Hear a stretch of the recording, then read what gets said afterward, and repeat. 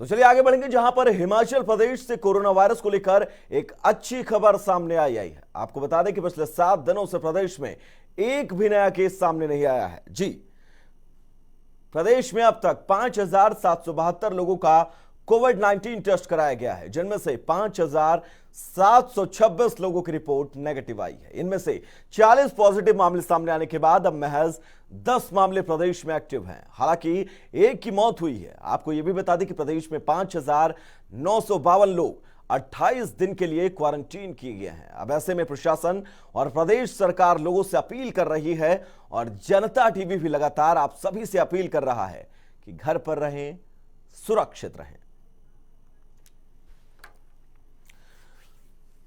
तो इसी खबर पर तमाम ज्यादा जानकारी के लिए हमारे सहयोगी विकास शर्मा जुड़े हुए हैं शिमला से। विकास, जो आंकड़ा हमने बताया, सबसे पहले मैं इस आंकड़े पर अपडेट चाहूंगा आपसे। बिल्कुल, देखिए मैं इस समय आपको बताऊं कि मैं इस समय आरडी दीवान के साथ हूं, जो कि अतिरिक्त मुख्य सचिव हैं हिमाचल प्रदेश में, और ऐसे में 2-3 विभाग जो हैं उनका कार्यभार यहां पर देख रहे हैं। कोविड-19 के ऊपर सरकार क्या कर रही है, आज हाल फिलहाल में किस तरह के हालात हैं हिमाचल में, क्या कुछ किया जाना है, क्या कुछ किया गया है, तमाम ये सवाल है। दीवान साहब, स्वागत है आपका जनता टीवी में।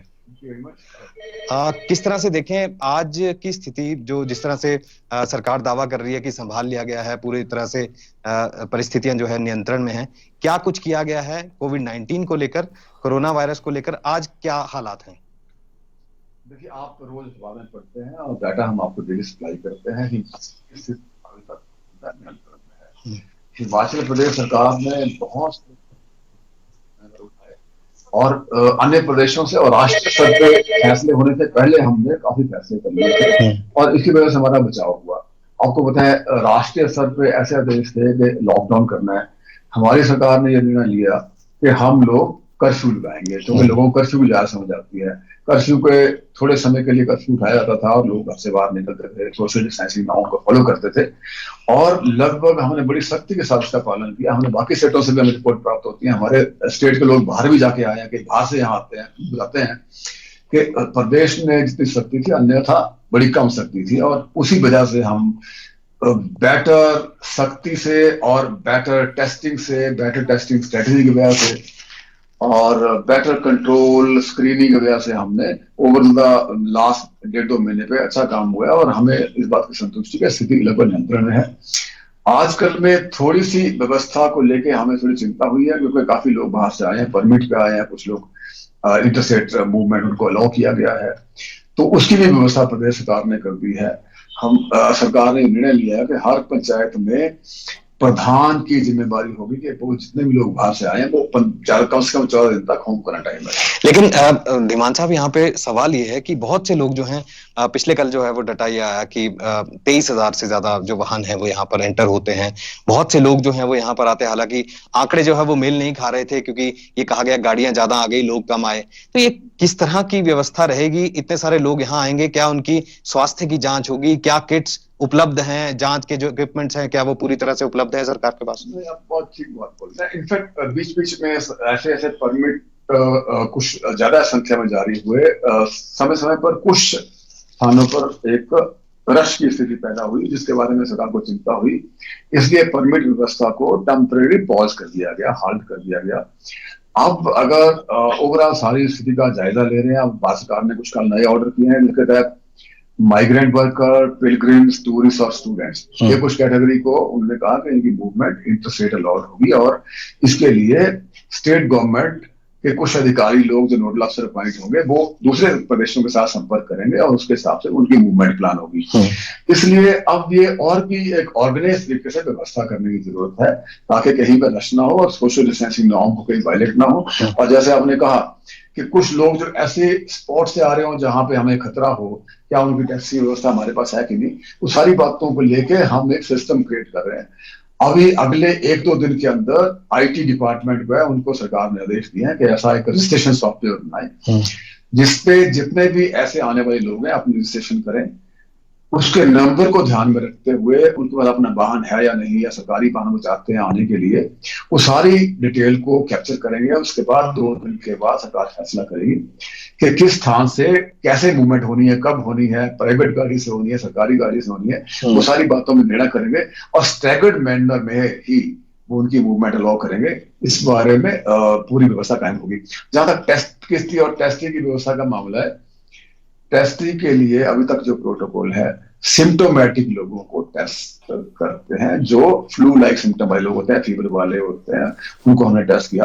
हॉटस्पॉट में, कुछ कंटेनमेंट जोन में जहां पे लाइकली कंटेक्ट थे, प्राइमरी कंटेक्ट थे, सेकेंडरी कंटेक्ट थे, जहां पे हमें लगा कि इनको टेस्ट करना जरूरी है, उन सबको हमने टेस्ट किया।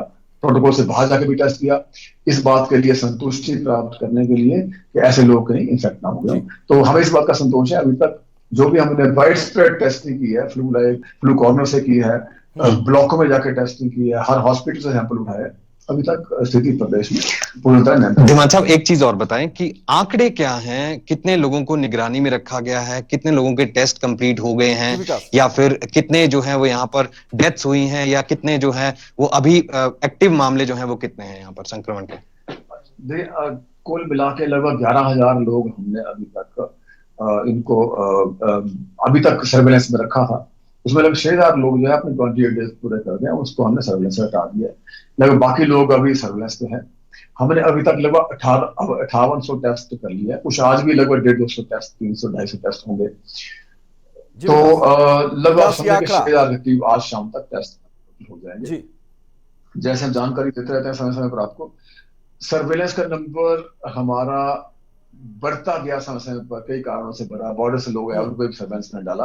कुछ लोगों को जो हमारा ACF हुआ था, एक्टिव केस फाइंडिंग कैंपेन हुआ था, उसके तहत भी काफी लोगों को हमने उनके सिम्टम के मुताबिक डाला था, या कहाँ से आए थे उसके मुताबिक भी सर्वेलेंस में डाला था।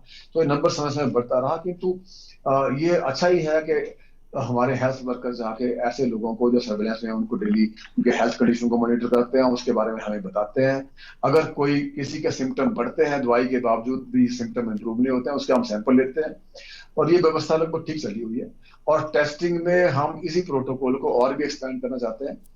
हम ये भी सोच रहे हैं कि हॉटस्पॉट से, स्पेशली जो कंटेनमेंट जोन से लोग आए, अगर हमें उन पे भी ऐसा लगेगा कि उस क्षेत्र में काफी कोरोना से प्रभावित लोग होंगे, तो संभवतः हम उनको भी टेस्ट करेंगे। वो इस पे निर्भर करेगा किस टाइप के लोग अगले 2 दिन में परमिट अप्लाई करते हैं और कैसी हमारी व्यवस्था बॉर्डर में बन पाती है, उनको भी कोशिश करें, उनका सैंपल लें।